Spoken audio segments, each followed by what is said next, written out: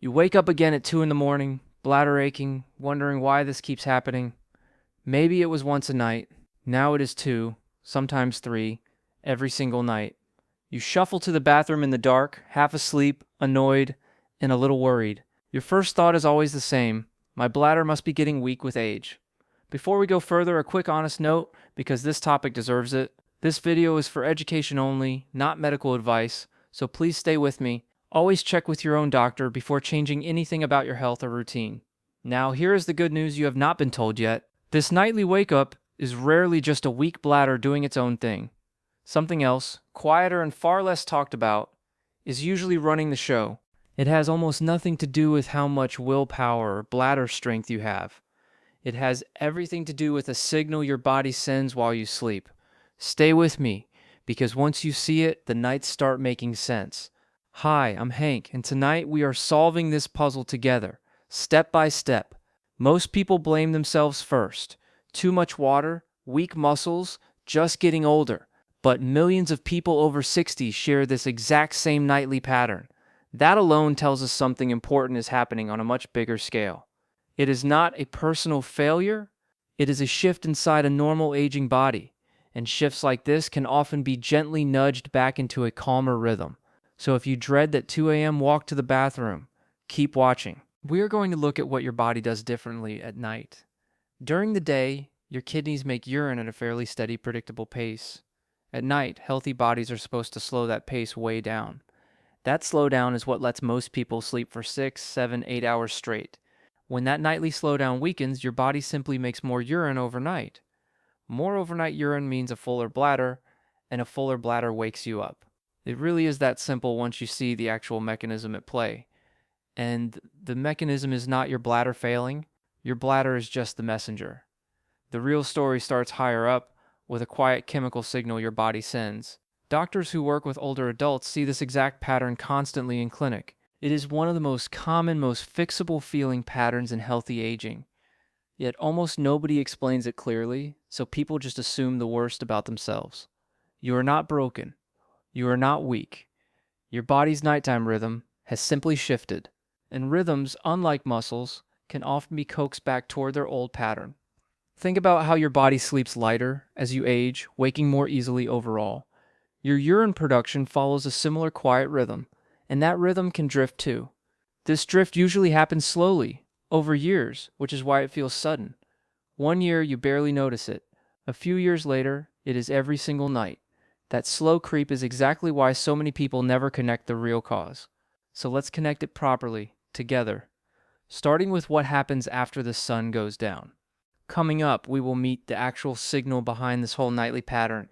It has a name you may have never heard, and it is simpler than it sounds.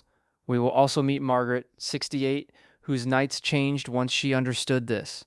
And by the end, you will have a short, gentle list of real things that help. For now, just remember this. It is not your age failing you. It is a rhythm. Here is the signal. Your body makes a hormone, whose job is to concentrate your urine overnight, keeping it small in volume. Doctors sometimes call it the antidiuretic hormone, but let's just call it your body's nighttime concentrator instead. During a normal night, this hormone rises, telling your kidneys to hold on to more water and produce less, more concentrated urine. That is exactly why healthy young adults can sleep 8 hours without a single bathroom trip. Their kidneys are quietly working overtime behind the scenes, shrinking urine volume until morning. As the body ages, this nighttime rise can become smaller, later, or less reliable than it once was. This is a well-documented pattern in how the body ages, not a personal medical mystery. Think of it like a dimmer switch that used to turn way down at night and now only dims halfway. That is our simple picture for tonight, a dimmer switch controlling how much urine your kidneys release. Quick pause. If this kind of clear, honest health explanation helps you, consider subscribing for more like it. Now back to the dimmer switch, because it explains almost everything about these nightly wake-ups. When the dimmer stays too bright overnight, your kidneys keep producing urine at a near daytime rate. Your bladder, which is really just a stretchy holding tank, fills up faster than it should while you sleep. Once it reaches a certain fullness, it sends an unmistakable urgent signal straight to your brain. That is the signal that pulls you out of a deep sleep and toward the bathroom. This is exactly what happened to Margaret, 68, a retired teacher who loved her mornings but dreaded her nights. Margaret assumed, like so many of us, that her bladder had simply worn out with age. She started limiting water all day long, thinking less water in meant fewer trips at night. Unfortunately, that daytime restriction did not fix her nights, and it left her thirsty and tired all day. The real issue was never how much she drank during the day. It was her nighttime dimmer switch. Let's be really clear about that, because it trips people up constantly, myself included when I first learned this. Cutting daytime water is not the answer, and it can actually backfire by concentrating urine at the wrong times. The smarter move is shifting when you drink, not slashing how much you drink overall. Your kidneys also respond to other everyday habits, some of which quietly push against your nighttime dimmer switch. Caffeine and alcohol both interfere with that nighttime hormone signal, especially when consumed in the evening hours. That is one reason a coffee after dinner or a nightcap can mean an extra trip at 2 a.m. Swelling in the legs and ankles matters here too, and it surprises most people the first time they hear it. During the day, gravity pulls extra fluid down into the legs, especially if you sit for long stretches. Once you lie down at night, that pulled fluid slowly redistributes back into your bloodstream and eventually your bladder. So swollen ankles in the evening can quietly turn into bathroom trips a few hours later that night. Margaret noticed her ankles were a little puffy most evenings, especially after long days on her feet teaching. That puffiness was quietly adding to her nighttime urine load, on top of her shifting hormone rhythm. None of this is dangerous on its own, it is simply how fluid moves through an aging body. But understanding it changes everything about which habits are actually worth adjusting. Coming up, we will look at a short evening routine that gently supports your body's nighttime dimmer switch. It is nothing extreme, nothing restrictive, just small, well-timed shifts in your evening habits. But first, let's finish understanding the mechanism, because the habits only make sense once you see the full picture. Your bladder itself usually is not the problem here, even though it feels that way at 2 a.m. In fact, many people's bladders work perfectly well. They are simply being asked to hold more than they should overnight. Picture that dimmer switch one more time, bright during the day, meant to dim low at night, aging softly turns it back up. That single picture explains the hormone shift, the extra urine, and the wake-ups, all in one simple image. It is not a dramatic malfunction. It is a gradual, common softening of a nighttime signal. And softened signals, unlike worn-out organs, often respond well to gentle, consistent habits. This is why so many people over 60 see real improvement without ever touching a prescription. Margaret's doctor explained this same dimmer switch idea to her, almost word for word, during a routine visit. For the first time, she stopped blaming her bladder and started working with her body's actual rhythm. She realized the fix was not fighting her body, but supporting a rhythm that had simply drifted. That reframe alone brought her real relief, even before she changed a single habit. It turns out believing the right explanation matters almost as much as the habits themselves. Remember the dimmer switch. It explains why timing of fluids matters more than total amount. It also explains why caffeine, alcohol, and evening leg swelling all nudge that switch the wrong way. None of these factors are anyone's fault. They are simply how an aging nighttime rhythm behaves. Clinicians who work with older adults describe this as one of the most common, most manageable patterns they see. That is genuinely reassuring, because manageable means there is real room to feel better. We are almost ready for the practical part, the actual protocol that supported Margaret's calmer nights. Before we get there, one more mid-video reminder. None of this replaces a real conversation with your own doctor. This video simply gives you the clear, honest picture your doctor may not always have time to explain. Armed with that picture, your next doctor visit, if you have one, becomes far more useful. You can ask specifically about your nighttime urine pattern instead of vaguely saying, "I go too much at night." Remember our dimmer switch. Your goal is supporting it, not fighting your bladder or restricting daytime water. Margaret's nights slowly improved once she stopped punishing her bladder and started working with her actual rhythm. She still gets up occasionally, and that is completely normal. The goal was never 0 trips. The real goal is going from 3 or 4 wake-ups down to maybe 0 or 1. That kind of change can genuinely transform how rested and clear-headed your mornings feel. So let's walk through exactly what Margaret changed, step by simple step, starting right now. First step, shift when you drink, not how much you drink overall. Keep drinking normally through the whole day, then quietly taper fluids about 2 hours before bed. This is not about restricting daytime hydration at all, since your body genuinely needs that water for energy, digestion, and simply feeling well and alert. It is only about giving your kidneys a calmer, lower volume window heading into the night working gently with the dimmer switch instead of fighting against it. Margaret started her taper right after her evening meal. Nothing dramatic, and within about a week, her nights already felt noticeably a little calmer. Second step, watch evening caffeine and alcohol specifically, since both can quietly interfere with that nighttime hormone signal we have been talking about tonight. A daytime coffee is usually perfectly fine for most people. An after-dinner coffee, tea, or nightcap is the far more likely troublemaker for nighttime wake-ups. You do not need to give either of these up entirely, which is a relief for most people.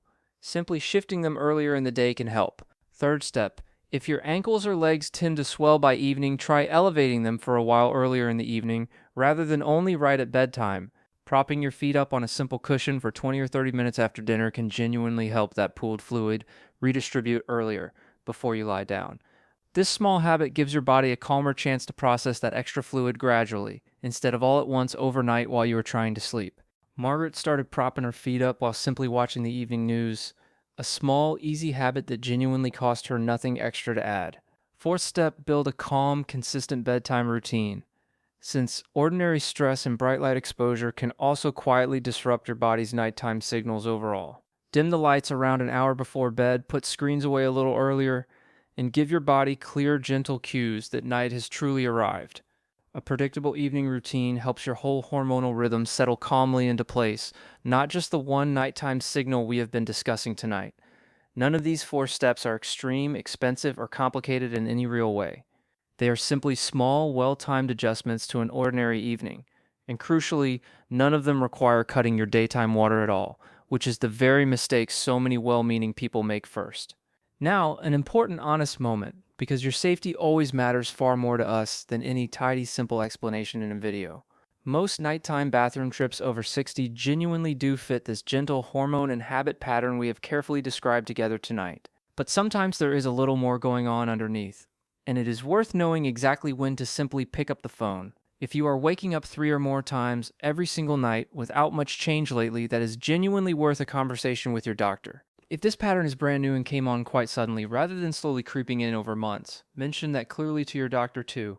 And if it comes together with pain, burning, or urgency during the daytime as well, not only at night, please get that properly checked soon.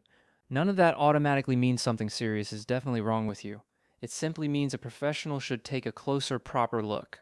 Margaret mentioned her own pattern to her doctor fairly early on, which is exactly why she received this same explanation in the first place. That one honest, simple conversation gave her both real peace of mind and a clear, personalized plan she could actually follow. So please treat everything you've heard in this video as a starting point for that conversation, never as a replacement for it. With that said, most people who genuinely try these 4 gentle steps do notice their nights slowly getting calmer over just a few weeks. The taper on evening fluids alone often makes a noticeable, welcome difference within the very first several nights of trying it. Small, consistent changes tend to beat dramatic, unsustainable ones almost every time, especially with a rhythm as patient and slow as this one. Margaret's nights are quieter now, not perfectly silent, but calmer, and she genuinely sleeps through most of them peacefully these days. She still checks in with her doctor regularly, because in the end, this is a partnership, not some one-time, permanent fix. And she no longer quietly blames her bladder or herself for something that was really always just a shifting nighttime rhythm. So here is the one single thing to remember from all of tonight. It was never really about a weak bladder quietly failing you. It is really about a natural nighttime hormone rhythm that can gently shift with age, and small habits that genuinely help support it. Taper your evening fluids a little, watch late caffeine and alcohol, elevate swollen legs earlier in the evening, and keep a calm, consistent bedtime routine. And always loop in your own doctor when it matters, especially with 3 or more wake-ups, sudden new changes, or daytime pain or urgency. Once again, this video is educational only, not medical advice of any kind, and it is never a replacement for your own doctor's personal guidance. If this helped make real sense of your nights, consider subscribing, because we explain healthy aging patterns exactly like this one every single week. Share it gently with someone else who dreads that same 2 a.m. walk down the hallway, just like you once quietly did. Tonight when you wake up, if you do, just remember, it was never your age quietly failing you, only a gentle rhythm waiting to be supported.